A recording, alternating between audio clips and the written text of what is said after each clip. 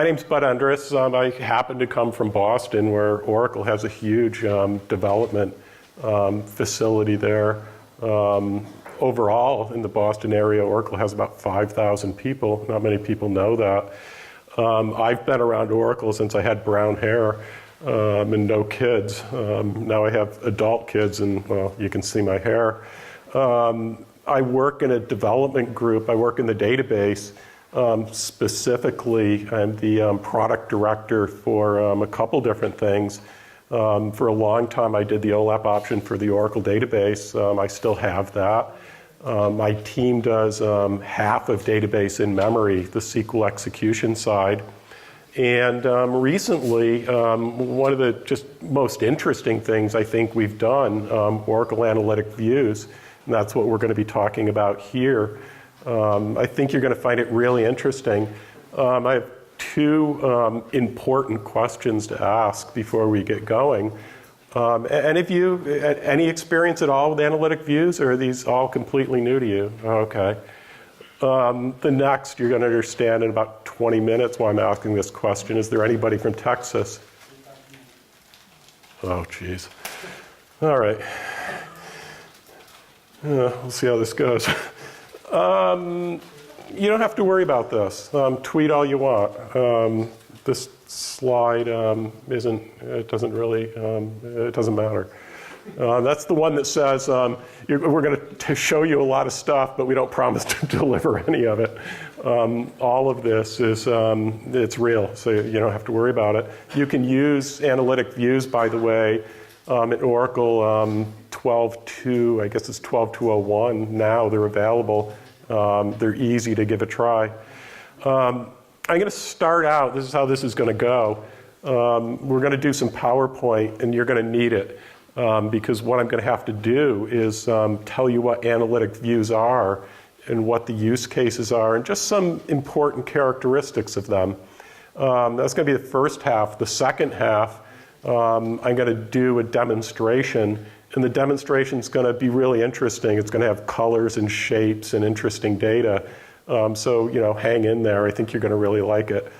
I'm really going to do this from sort of a top-down perspective. I'm not going to beat you over the head with code examples. I really want you to understand what it is, what it's useful for, and just set sort of a big picture context, and then have some fun. Most broadly, analytic views are new objects in the database. There's specifically 3 of them. There's something called an attribute dimension. Don't worry about that right now. And there's something called a hierarchy.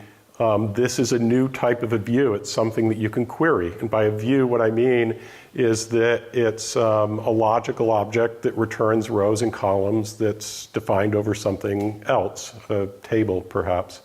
Then there's an object called an analytic view. This is the real star of the show. This is what you'll usually query, and this is what combines what we call hierarchy data with fact data. This is where you do calculations, a lot of other really interesting things. And the whole concept here is that what the analytic view allows you to do is push or define a lot of structure and a lot of metadata in the database. And this structure and metadata is over, again, other tables, views, or whatever you have. And it just provides a lot of context to the data. The structure makes it easy to define computations. The hierarchies presents data in some really useful ways that you'll see. You can define new computations in it. The metadata describes at times in excruciating detail what the data is. So they're very, very metadata and structurally rich objects. What I want you to do for a second is think about a table. A table is just rows and columns. The database has no idea what it is, what the context is, how it's going to be used, and the table can't tell you, right? It's just a table. You have to, in your application or your tool, describe what that table is. You put all this context and metadata and structure in an application, call it Oracle BI, call it MicroStrategy, whatever it is you want to call it. What we're doing is we're enabling you to push all that type of metadata into the database where it's centrally managed and can be shared and discovered in the data dictionary and things like that. One of the benefits of this is that with all this structure, we can present the data in a way that makes it exceedingly easy to query. So, for example, it calculates the aggregate data. You don't have to do, sum and a group by and things like that. All the joins are embedded in the definition of the analytic view, so the analytic view presents it in a very simplified, denormalized format. The next bullet here says it works on existing tables or views or other objects. What this is really trying to emphasize is that the analytic view is not a storage object. On the surface, it sort of looks like a cube technology, but cube technologies store data. These don't store data. There's no processing. You define them, bam, they're ready to use. And then this also says built-in data visualization via Apex. Where this session's going to get fun is when we start looking at data coming from an analytic view through a Apex-based application. Yeah, we'll leave it at that. I'm going to constantly poke at my phone because it makes a really good clock, by the way. So the idea here is, I like to use a transportation analogy. You guys familiar with the term the last mile in transportation, right? What it refers to is you build this whole transportation network, boy, somebody gets off the bus and they got a mile to walk to their house, right? How do you solve that problem? How do you get them from the bus stop to the house? Well, I think of the analytic view as being the last mile between what could be a pretty long journey for your data. Maybe it came someplace far and disorganized like Hadoop, and you're trying to get it in your application or on the glass. What the analytic view does is it makes it really easy to take data that you've gathered up in some way or another and access it through the application, enhance it, and get it on the glass. So its purpose is to be able to, in the database, provide all this structure and all this metadata and additional calculations, make that data useful, regardless of where it came from. And in doing so, it provides a very common interface to applications. So that's how I like to think about it. And this says simple SQL. The simple is really, really simple, and it's almost always the same regardless of what the analytic view looks like. You'll see that coming up. So I've begun to talk about this, and by the way, I'm going to rip through these slides as fast as I can. So if you need to butt in, go ahead. But what it really does is it takes data, call it a table, which knows nothing about how you're going to use it, and transforms it into a business model structure. How do columns relate to each other? What's a hierarchy? How are things aggregated? What's time, for example? And a presentation layer that is exactly how do you want it to look to an end user, right down to things like color coding, that level of detail. So it transforms all that and puts it into, a business model and a presentation layer and stores it in the database. And in doing so, it makes it very easy to access. It's very easy to navigate. It's very easy to add calculations and aggregations. And it's just super, super easy to query with SQL. Once you learn how to define and query one analytic view, you know how to query every analytic view that will ever be made in the history of time. It's a very standardized presentation of the data. So there's a lot in there, and if there's a lot in there, it must be really hard to define, right? No, it's just defined with SQL. So if you look, you'll see some new create statements. Create attribute dimension, create hierarchy, and create analytic view. And I promise you, once you create one of these objects, your learning curve is to create one. That's it. There's a lot of thinking sometimes about what you want to do with them, because you can do a lot. But once you create one, you kind of know how to do it. The learning curve is pretty easy. You can type it yourself if you want. That's what I usually do. There's tools in SQL Developer to help do it if you want to, use a GUI or something like that. But my main message to you here is they're not very hard to work with. They're a lot of fun. Now, depending on what your role is, you might think of them a little bit differently. If you're a data provider, you're a data architect, data warehouse architect, a developer, along those lines, it's a great way to organize and present data and to extend the data set with really useful things. So you would think about it along those lines. If you're an application developer, you're writing the application that's presenting things to users. It's absolutely terrific from the SQL generation point of view, because the SQL that you need to generate as an application developer is so dirt simple and so template-like that it makes your job of writing a SQL generator, just 20 to 50 times easier, and I'm not exaggerating.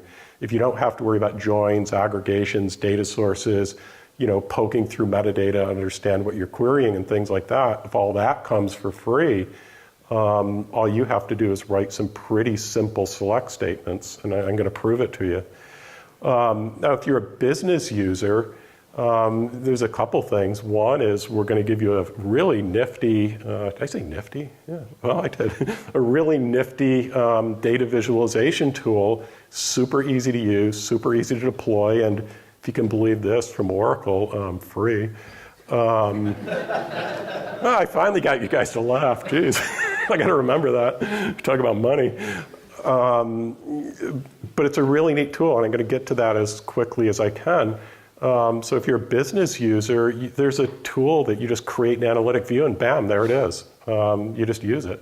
So depending on who you are, there's something for everybody here. Now, the way I'm going to sort of talk about this is in the context of an application. And we're actually going to look at this application. This is going to be the fun part. But, let's say somebody comes to you and they say, oh, geez, today I went to the Census Bureau and downloaded a bunch of data on health insurance rates around the U.S. What I'd really like to do is do some serious analysis on this. I'd like to see how things changed over time. I want to do geographic comparisons. I want to create some new measures to look at it correctly. And, oh, by the way, if it's just not too much trouble, can you please put it in a map? And can you do it for free? Actually think about that. What would your approach be? And how long would it take? What level of effort? How much money do you think it would cost? All that kind of stuff. And what I'll tell you is we're going to look at this app, and I can literally build out the basic part of the app about 10 minutes if I have the data. I got to have the data. But building the analytic view part and getting it into the application, I can literally do in 10 or 15 minutes. And then I might spend another 45 minutes fussing around with presentation aspects like colors and number formats and stuff like that. And it's no exaggeration. So this is just a great way to think about it. How would you build this app, right? So this slide says that it can be built in 5 SQL statements. The one I'm going to do, I actually build in 10 SQL statements because I added some more hierarchies to it. But if you want to just look at it over geography and time, it's 5 SQL statements. I added some demographic attributes because they're really interesting. Once I create this, the Apex application just sees it. You don't do anything. It's like it's just there. And everything is in the database. So what's the main point here? Main point is you provide some data, define an analytic view on top of it, and the app I'll show you just sees it. All right. Talk about query for a minute, because I keep promising you that it's easy to query. You query analytic views with select statements. And like any other select statement, you have select, you have a select list, you have a where clause and things like that. Unlike these types of queries normally, you don't have to have joins, you don't have to have aggregations. If you have fancy calculations, all you have to do is ask for them. You don't have to explain how to calculate them in the select statement. So I'm just going to kind of walk through this a little bit. So this is just a really typical query of an analytic view. I'm going to start with select a measure from an analytic view. So far it looks pretty similar from selecting from tables, but that's going to diverge in a minute. All right. The first thing in the query that's new is I have this hierarchies parameter in the from clause. And what this is saying is that this analytic view, insured AV, it has hierarchies related to it. It could have 30 hierarchies related to it, depending on what you've wanted it to do. In my application, I have 5. And what this query is doing is saying, I'm only interested in 2. I'm only going to work with 2 hierarchies. This is just going to vary by time and geography. If I'm thinking in terms of joins, what this does is it replaces the joins between say a time dimension table and the fact table and a geography table and the fact table. And if I'm thinking about aggregation, it replaces time and geography and group by. So I just list these here, and the analytic view takes care of everything else. Good enough. All right. Now back to the select list. There's a lot of different ways you can do this, but this is a good way to do it. What this is saying is from the time hierarchy, select a column called member name. What the analytic view does, it's really cool. The analytic view combines data from multiple columns, say some representing years and others representing months or countries, states, and counties, and it combines these all into a single column. Now, why is that really neat? It's because this member name column always exists in every single analytic view for every single hierarchy. So if I'm writing an application and all I want is the friendly name that represents a key, I can just always query this one column. I don't need to know anything else. That's good enough. If I have 50 analytic views, it's always this column name. And this is what I mean by template-oriented and sort of standardized. There's other columns, plenty of other columns that you can use if you want, but these are great, and these sort of point out the template-oriented nature of the analytic view. These are some other columns that the analytic view also provides, and in this case, I'm using them for my filters. So it creates a column called level name. If you want to think about it as pseudo column, that's okay for me. The database calculates or presents the level of aggregation for every single member. So if what I want is year level data and state level data, I just ask for it. There it is. I don't have to explain how data is calculated to the year and to state. That has already been declared in the definition of the analytic view. So when I query it, I just ask for what I want. That's kind of the main idea here. It's just very simple. You just ask for what you want, and the definition of it is in the analytic view. If I want a different level of aggregation, see the map changed? If I want county, I literally just change a word in this. I don't have to choose county. I don't have to group by county. I don't have to make that change. I literally just make that substitution, and voila, I have county level data. So if you're writing, again, in your own application and you're writing a SQL generator, if you know how to generate a select statement like this, job is pretty much done. You can get fancier, you can do different things, but that's the basic idea.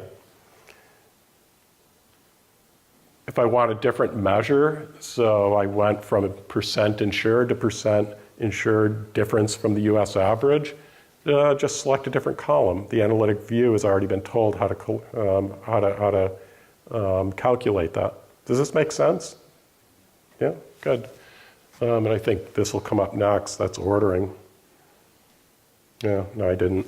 There's just more columns that are automatically provided for you. So if you want a natural hierarchical order, you want to order by those, the analytic view gives you these columns. Again, all for free.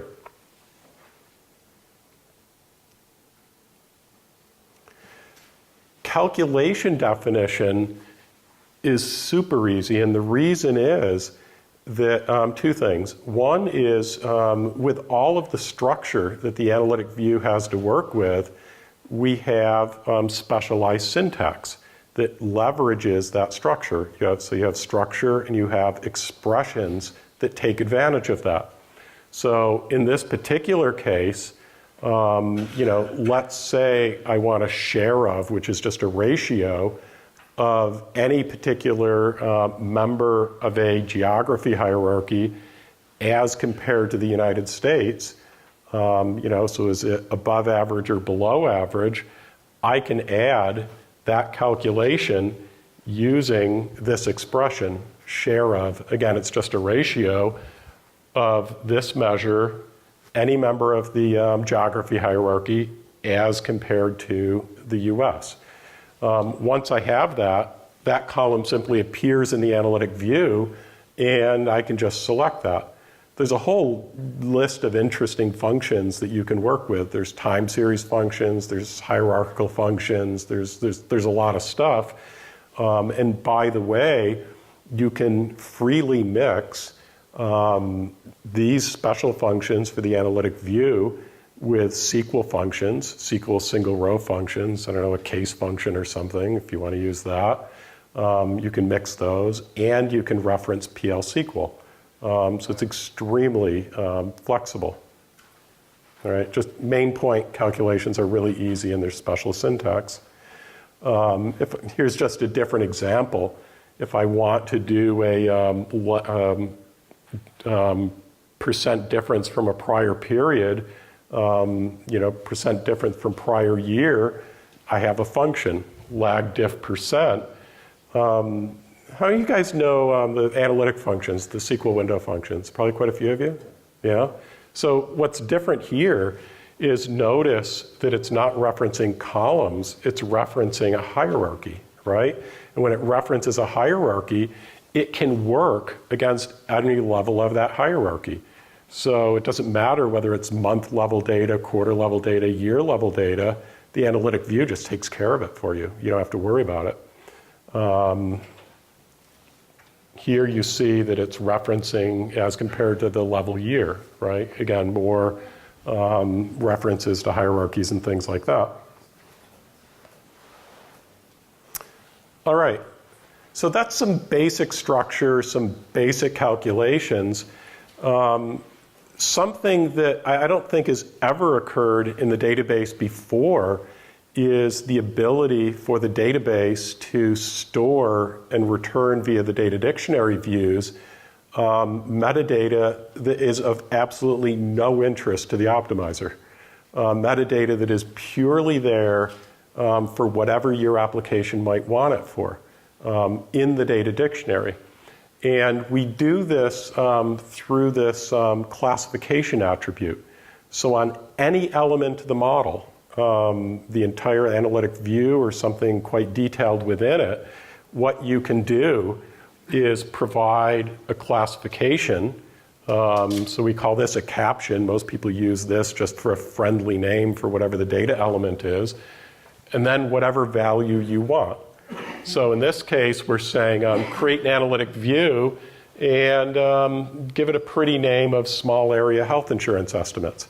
You can literally use these for anything you want, and you can just access them through the data dictionary. So you can say, for this measure, give me all the classifications. Give me all the properties of this measure. Some are standardized. We made them up, so they'll be consistent. And you can just extend them to your heart's content. Whatever you want to do with them, it's up to you. What this means, again, to the application developer is that not only is your SQL very simple, not only can you go to the data dictionary for structural elements, but you don't even have to manage your own repository for things like number formatting. The data dictionary is just there for you. Take advantage of it. And I'll tell you, I've seen people just go completely hog wild with this and do really interesting things. These are, by the way, completely translatable, multiple language support. For all this metadata, I can provide all these classifications in any language supported by the database.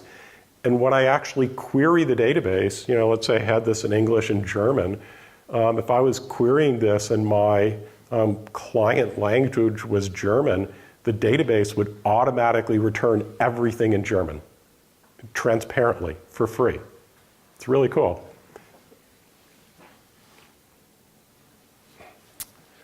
All right. This slide's actually really important. You guys all pretty much aware of the Oracle Optimizer, the SQL Optimizer, right? So the optimizer's job is to look at SQL and transform it into operations in lower levels of the database to access and transform data. The analytic view adds a new layer to this. What happens when you query with an analytic view is you take this simple SQL that your application issues, and instead of it going directly to the optimizer, it goes to, what do I call it on this, this slide? I call it the analytic view parser. So it goes to the analytic view parser, and the analytic view parser does what parsers do. It checks it for semantics and correctness and all this other kind of stuff. Assuming that it's okay, what it does is it looks for what you're asking for. I want data aggregated to state and year level data. I have these calculations and this and that. And then it says, well, where's the data actually coming from? And it generates, under the covers, the most optimal SQL for accessing and transforming that data. It knows a lot about where the data is coming from. It's in the database, right? It knows that the table, let's say, is in the in-memory column store. It knows what the ... version of the database is, and it takes the responsibility of generating SQL in the most optimal way and just handing it to the optimizer on a silver platter. It knows what the optimizer wants. It generates the SQL from the analytic view with the plan that it wants from the optimizer. It doesn't leave much to chance. With the optimizer, it gives the optimizer exactly the best SQL it can to execute it. So some people will ask me, by the way, is the analytic view a performance feature? Strictly speaking, I would say no.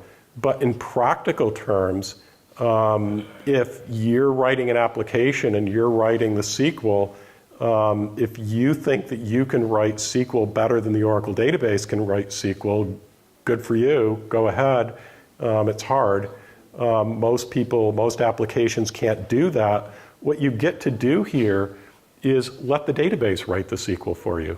And the database does a really, really good job. And by the way, when you go to the next version of the database and there's a new feature, a new optimization to the in-memory column store or something like that, we take care of that for you. You don't have to worry about it. Your SQL stays the same and stays simple. Now, once the analytic view parser does its thing, then it does go to what you would think of as the standard optimizer, and it just does what it normally does. But it doesn't have a whole lot of work to do because the analytic view is, like I said, served it up on a silver platter. Does that make sense to you? It's a really, really important thing. Just to drive the point home, let me give you an example. How many of you work with materialized views? Great. So what you know is that with a materialized view, you write the query and generally speaking, you expect the database to rewrite that query to the analytic view, right?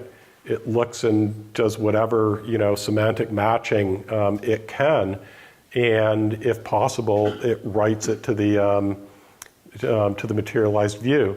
You might also know that, oh boy, let's say you have 15 materialized views over some star schema or something like that, that the database has to choose which one to use, right? It has to develop maybe 15, 16 different plans, cost them all, and then you hope you get the right one. Well, something that the analytic view does for you is you can actually tell it in the definition of the analytic view, hey, I have a materialized view that is at the year and state level. And if you tell the analytic view that, the analytic view bypasses the query rewrite mechanism and will rewrite the query in the AV layer directly to that materialized view. And it will do so being completely respectful to things like staleness and everything else that the rewrite engine does. In that case, the analytic view query is often much more efficient than a query written directly against, say, a star schema, allowing the optimizer to choose query rewrite. It's a really valuable layer in the database. All right. I don't know, for some reason I just never really understand. Sometimes I get to this point, I think we're at the last slide here, mercy, thank God. But sometimes we get to this slide here and somebody will raise their hand and say, okay, I get it, but how is the analytic view different than a regular view? Believe me, I shake my head at that point. So I made a slide. So here's the similarities. Standard view knows what you're selecting from, and the standard view can do joins. The analytic view does these business model-based calculations, right? You saw, lag diff percent, hierarchy, blah, blah, blah. It generates a whole bunch of useful columns for you to use. You saw the member name, you saw level name, you saw higher order, things like that. In a single statement, no joins, unions, or anything like that, it can return multiple levels of aggregation. It does this thing called automatic filter expansion. What that means is that, let's say you're selecting year-to-date 2007 for year 2017. In your query, you just ask for year 2017 and year-to-date. It recognizes that, oh, well, you actually need some 2016 data. It expands the filters transparently underneath. You don't have to worry about that. It does things like automatic outer joins that you need for time series calculations. It's not your problem. You do it.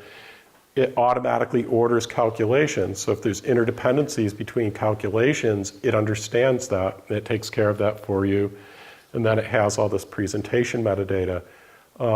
So there's an awful lot that you get with the analytic view from a development point of view for free, and from a monetary point of view for free. The analytic view, by the way, is in every single edition of the database. Standard edition, enterprise edition, every cloud edition, it's just there.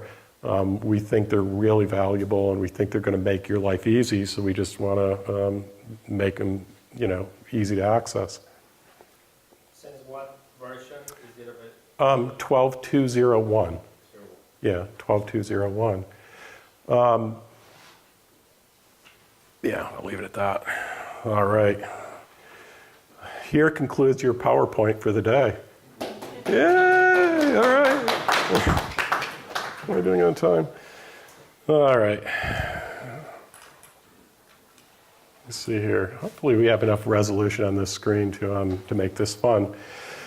All right. Now you're going to understand the Texas part of it.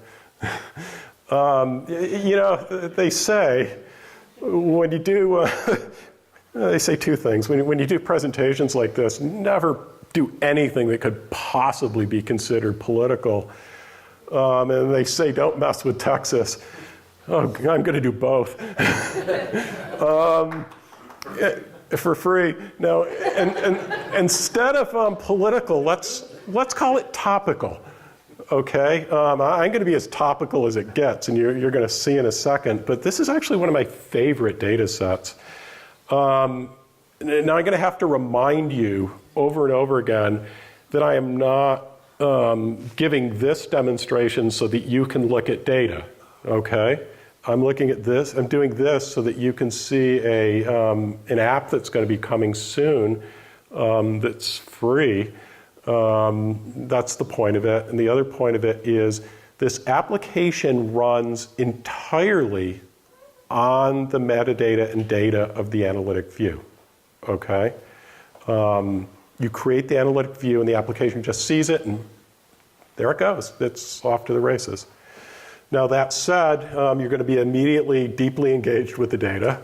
So I'm just going to have to remind you. How many of you use Apex? I think Apex is just fantastic. So this is deployed through Apex. All right, so I'm going to log in. And I'm just going to kind of talk through several things about this application as we do it here. The first, as I mentioned, it's developed and deployed in the context of Application Express. Apex is tremendously flexible. You can use it in many different ways. The way we use it is as our connection to the database. So it gives us a means of connection to the database, some state management, things like that. We don't use it for a whole lot less than that, but that does not in any way diminish the value of Apex. The connections and all that state management is tremendously useful. We make all of the visualizations, every single control that you see here is with something called Oracle Jet. Are you guys familiar with that? Fantastic technology. So every button, every whatever, it's all Oracle Jet. And what we do is bind all that together with JavaScript code. And and it's all driven by the data and the metadata of the analytic view. Which a different way of saying that is you have to have an analytic view to use this. So what you're seeing on the screen here, when you originally encounter this, there's these subject areas or folders here. And all this means is that I've created these as a way of organizing my analytic views. You're seeing all of them right now. These are just various analytic views that I have available in my database to this instance of Apex. I, by the way, love doing demos with data that people can relate to in a very direct way. We're only going to touch one of these, but this looks at sales tax rates by county in the U.S. The interesting takeaway there is that the states that you think have high tax rates don't always. There's some real surprises. You don't want to live in Puerto Rico or parts of Louisiana if you're worried about sales tax. This has to do with consumer price index data over time. My takeaway for people sort of our age group here is the education cost inflation rates are terrifying.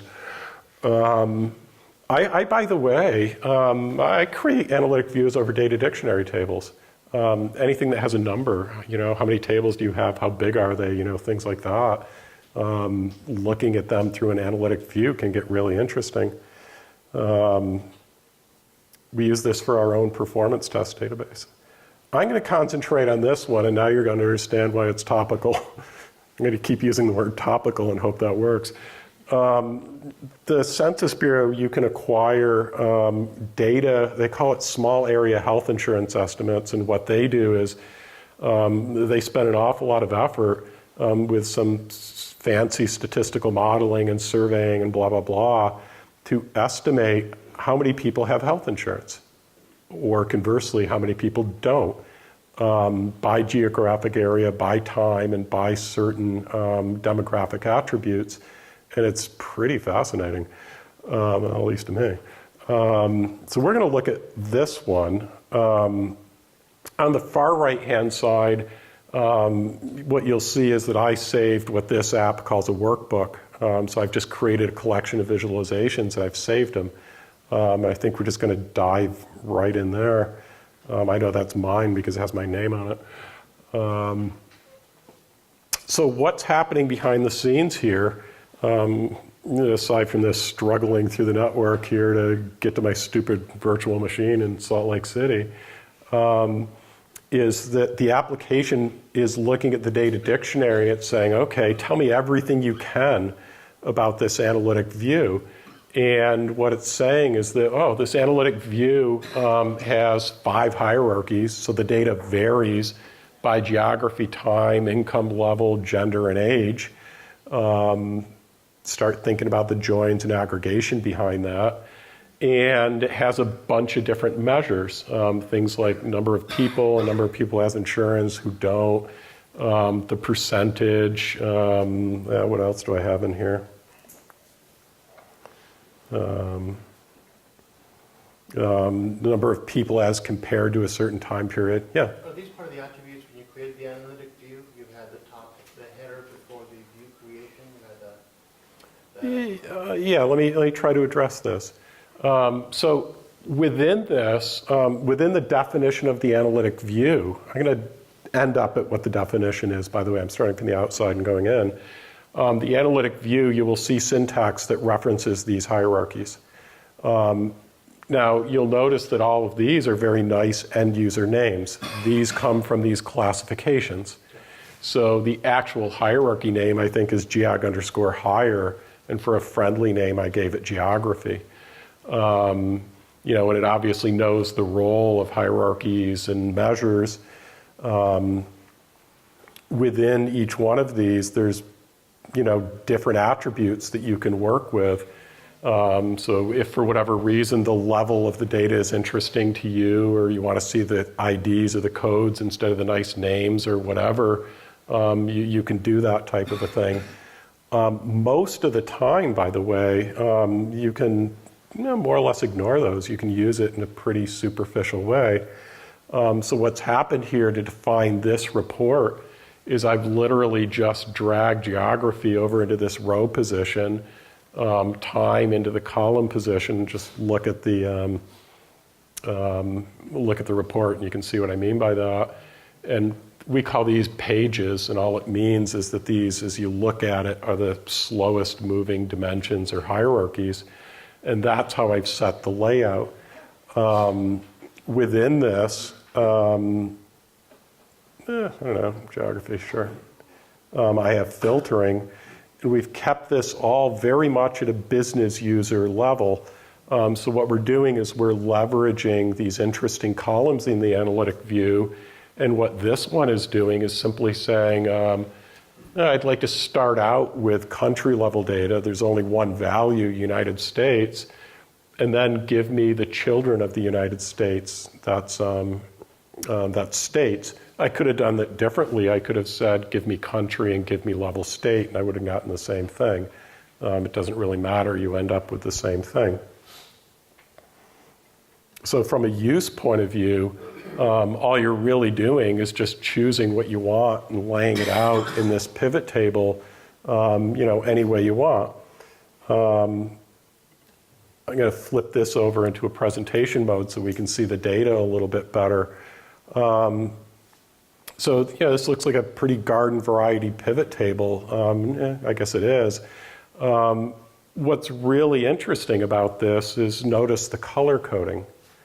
All the color coding comes from within the definition of the analytic view. The user doesn't have to do that. It comes, the analytic view has been told how you'd like to do color coding. There's a number of different ways.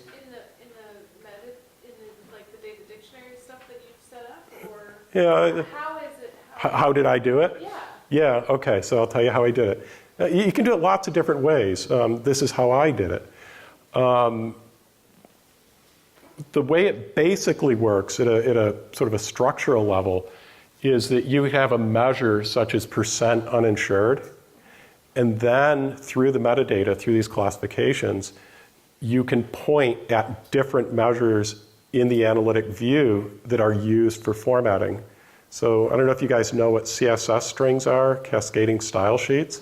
So what I literally do, I'll show you this in a second, I have a measure that calculates a CSS string.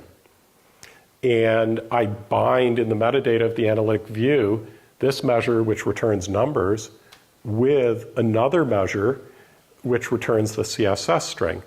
So what I've done is program the color coding in the definition of the analytic view. Now, now I'm a reasonably clever guy, I guess, and I have time on my hands. So what I actually did is wrote a PL SQL function that calculates color values. I use the hue, saturation, lightness scale because it's nice. It's defined scale of 360 for colors and 100 for saturation and lightness, so it's really easy to work on ratios of measure values. So I wrote a function that I can come up with any color scheme I want. So what my calculated measure does that's bound to this data value is call a PL SQL function with a bunch of different arguments. And those are the color values? Those are the color values. So you asked, so I'll dive right into it. Okay. I don't want to kill you guys with code. That's not the point of this. You, by the way, if you want to kill yourself with code, go to livesql.oracle.com. There's great tutorials up there for AVs. That's why I'm not going to spend a lot of time in code. But I will. Do you notice, by the way, the app will just show you the DDL? Isn't that nice? And it'll show you all the SQL too. You can stay in one place and learn everything you need to know about this. So what this is doing is it's saying create an analytic view. SAHI stands for Small Area Health Insurance Estimates. There's my nice name, which appeared in my folder. Here's, I have a data set origin. I tag this on every one of my AVs. I give a URL, so if you're interested in it, you can do that. This is where it's saying dimension by. This is where it's saying use geography, time, income, gender, age, and so on. And then below are my measures. It's two types of measures. One is it's a fact measure, and all that means is it's in the fact table. Go get it. So anytime you see fact, that's what that is. Anytime you see as, we now have a calculation. So percent uninsured, it's not very sophisticated. It's basically saying take the number of insured and divide it by the number of people. We have to deal with divide by 0, so I have this null if here and round it by 2. Okay, it's a pretty simple calculation. What's interesting from your question is where does it get the color? What I've done for percent uninsured is I made a classification called AVX measure styles. Anytime you see AVX here, it means that it's for this particular application, although anybody's welcome to use it. So it's saying measure styles, and here's a list of other calculations that will return CSS strings. This is one, percent uninsured, green and gray. And this is my function, get CSS string. And me being very clever, what I said is that for one range between 0 and 10, start with these color values and end with these color values. And it just calculates an appropriate range based on the ratio of where the measure is within, 0 and 0.1. All right? You're welcome to have, anybody's welcome to have any of this code they want. Oracle pays me, so I'll give it to you for free. So whatever's going on in your PL SQL function, it's going on. You make it up. And you can of course do the same thing for data values. If there's something in the AV syntax that doesn't do what you need, do it in PL SQL. It can reach halfway around the world into a Hadoop cluster if it wants to go get something. It's whatever you do in your PL SQL code. Thank you. You're welcome. Sorry, guys. I wanted. It's okay. I'm really into color coding for whatever reason. Now, if we go back to just the data visualization, what I did fairly arbitrarily is I said anything that is 10% or lower, this is uninsured, that's probably pretty good. So we're going to call that teal of different gradations, and anything that's 10% or more, let's make that orange. Maybe that's not so good. Regardless of what your point of view is, it's probably good to have insurance, so we'll kind of play it that way.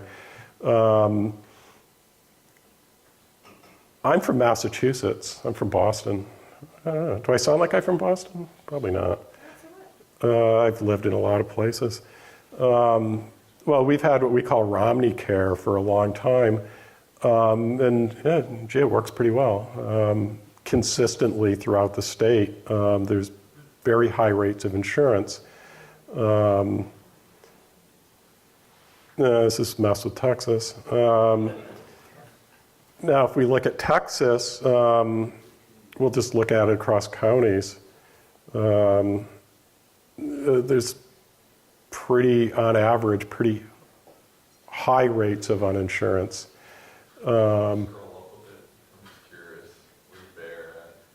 This is what happens.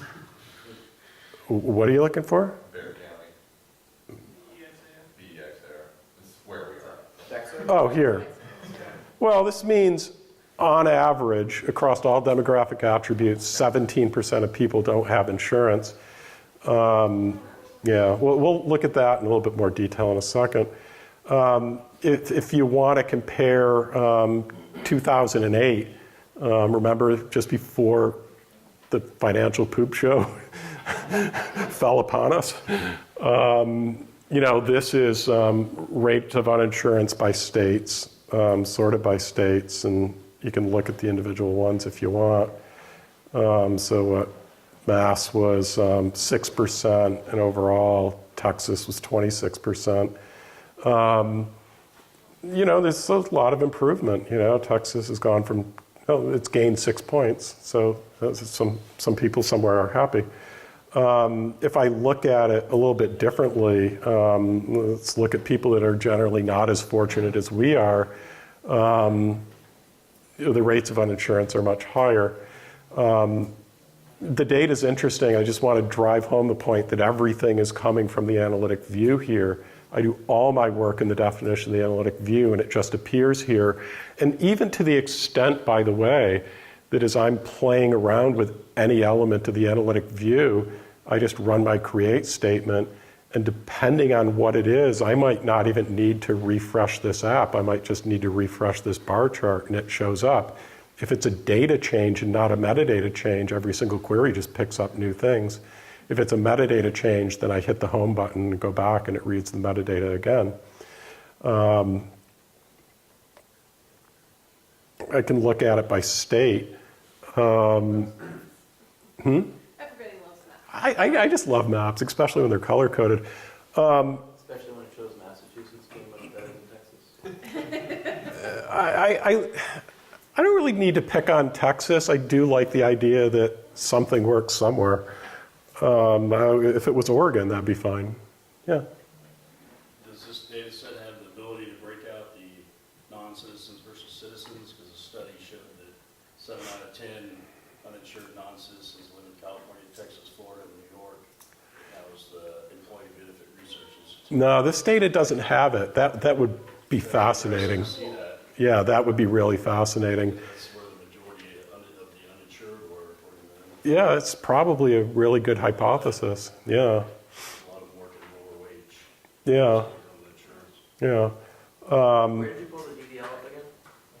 The DDL comes from here. Oops, we do not want to sign out right now. Here we can just kind of walk it by time a little bit. 2010, we were probably in the depths of the recession. The economy starts getting a little bit better. Then there's changes in law and, another year of that. I'll flip it to county, just because it's more map-like, I guess. And this one is, to me, just it's all how you look at it type thing, right? And what data you have type thing, and what you call success. The default color scheme here is one that I think of as non-political. I specifically chose this color scheme because it is not inflammatory in that way. I could choose a different color scheme if I want, and it didn't work. Let me see here. There's a sticky part to this. This isn't good. Let me see here. No? Darn. What's really fun about this one is that if it just depending on how you, thank you, just depending on how you color code something really changes your perception of the data.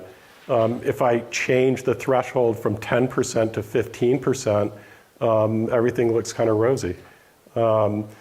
That's nice about the AV in this application is I can put as many color coding schemes on my measures as I want, and it's all in the DDL of the analytic view. Quick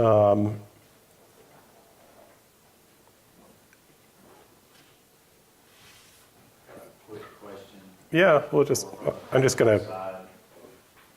I'm assuming that the view is built itself off of a star schema, basically. This one is not. This one's just built off a denormalized fact table type thing. Okay. It's still a fact table, and you still have maybe 5 different tables with different dimensions.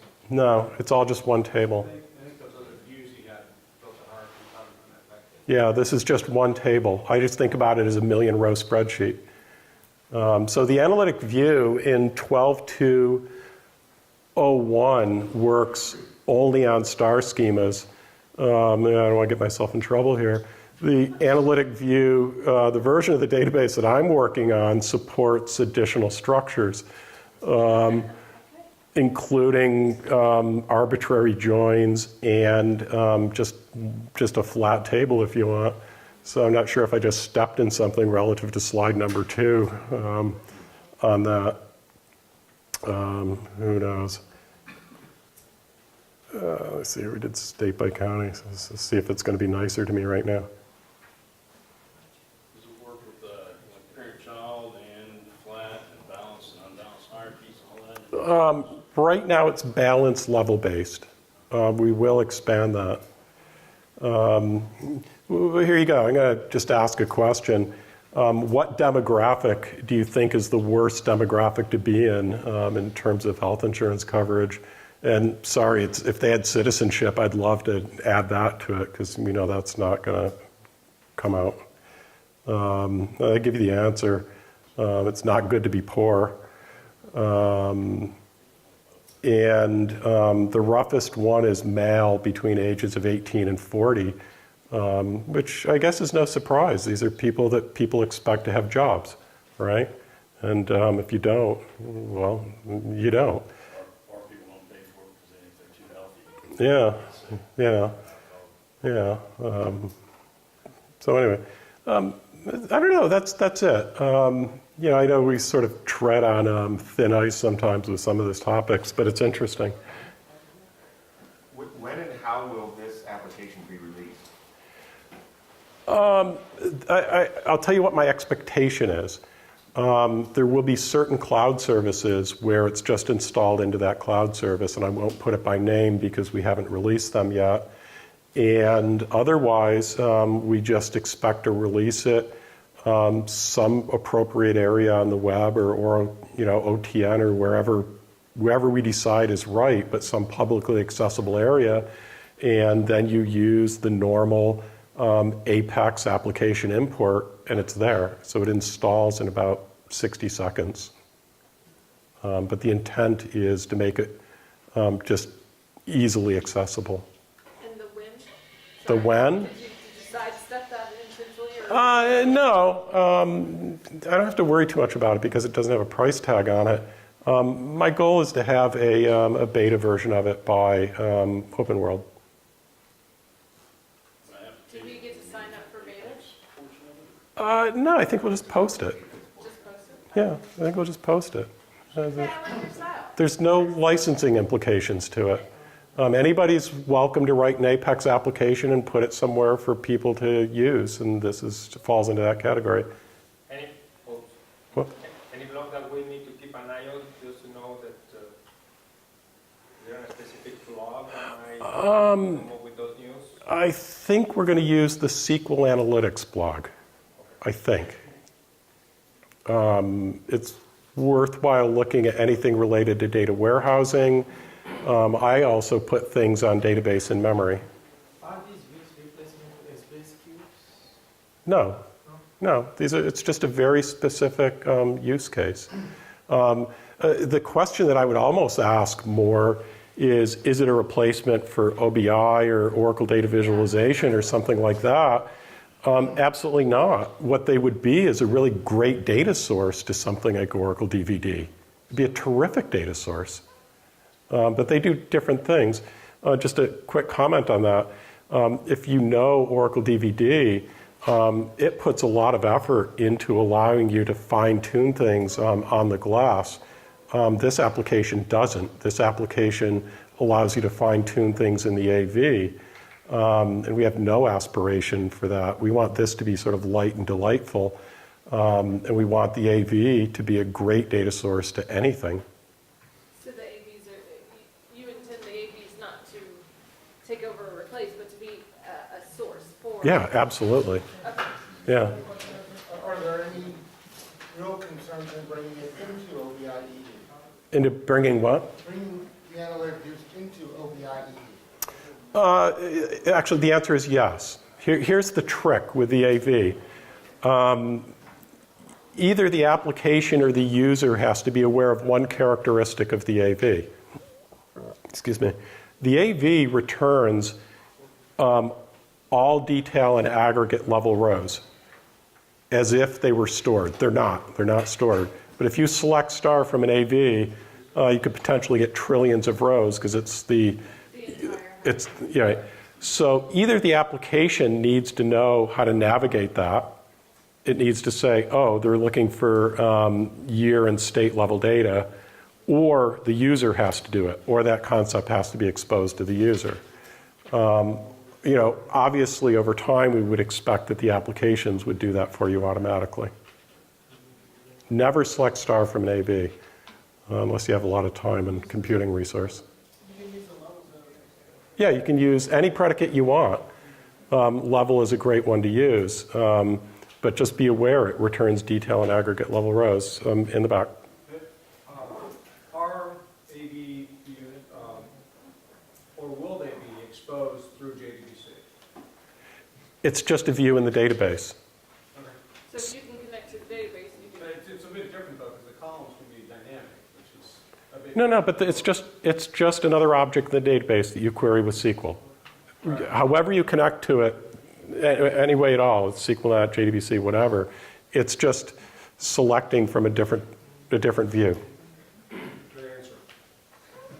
Are there any plans to enhance the connection between DVD and the analytics views? Because so far you can basically only write a SQL statement that selects.